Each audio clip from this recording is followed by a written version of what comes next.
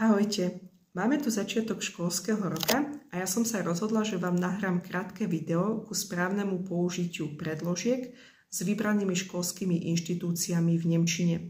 Nepôjdeme úplne do podrobností, ale budeme sa venovať základným inštitúciám, ktoré sú veľmi časté. Budú nimi konkrétne škôlka, der Kindergarten, škola, die Schule, Gymnázium, das Gymnázium a poslednou inštitúciou bude univerzita, po nemecky die Universität. Tieto 4 školské inštitúcie budeme spájať s 3 situáciami. A to budeme spoločne odpovedať na otázky, kde sa nachádzame, čiže prvá otázka wo, druhou otázkou bude kam napríklad ideme, wohin, a treťou situáciou bude odpoveď na otázku odkiaľ, woher. Čiže, aby som to zopakovala, máme 4 inštitúcie a každú inštitúciu si budeme bližšie ukazovať na 3 konkrétnych situáciách. Zoberme si ako prvú škôlku der Kindergarten. Ak chcem povedať, že sa nachádzam v škôlke, mám jedinú možnosť a tou možnosťou je použiť predložku in s tretím pádom. Ich bin im Kindergarten.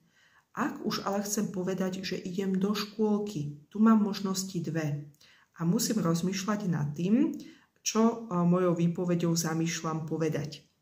Ak idem dovnútra budovy, znova si vyberiem predložku in, tentokrát ale so 4. pádom. Ich gehe in den Kindergarten. Idem dovnútra budovy. Ak sa k budove len blížim, použijem predložku zu, ktorá je tentokrát s 3. pádom. Ich gehe zu dem alebo zum Kindergarten.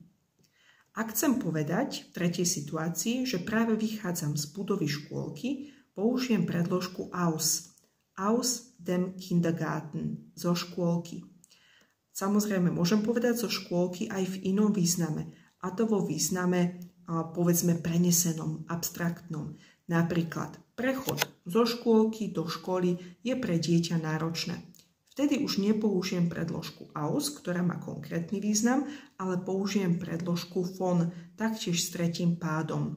Čiže prechod zo škôlky do školy preložím správne der Übergang vom Kindergarten in die Schule. Pozrime sa spoločne na školu, či už to bude napríklad základná škola, die Grundschule, alebo stredná škola, die Mittelschule, a hociaký názov školy, ktoré nesie vlastne v sebe základ slova šule, budeme tvoriť podľa nasledujúcich pravidiel. Pri škole už máme možnosti viac.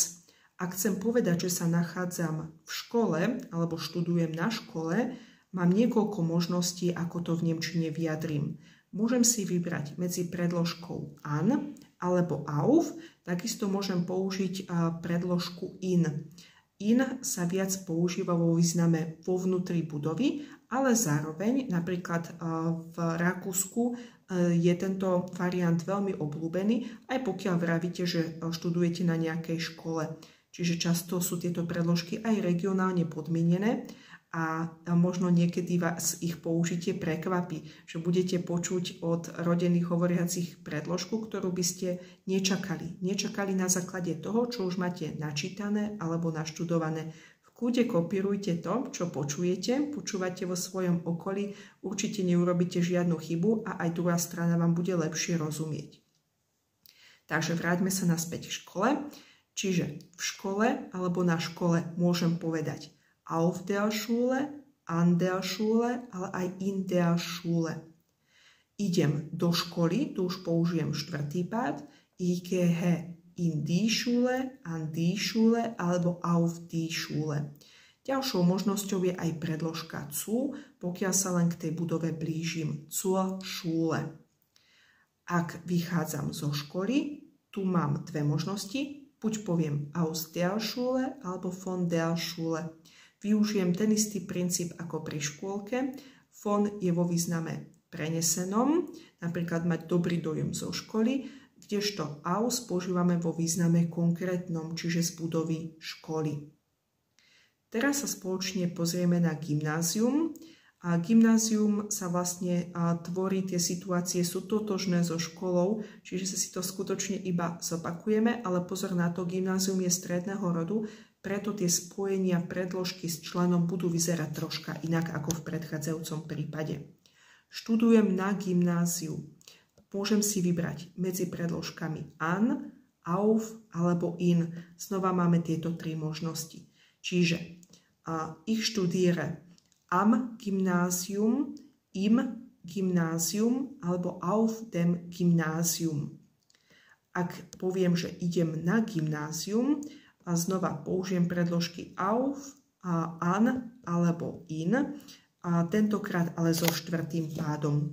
Čiže ich gehe ins Gymnasium, ans Gymnasium, aufs Gymnasium alebo znova zum Gymnasium vo význame blížiť sa k budove.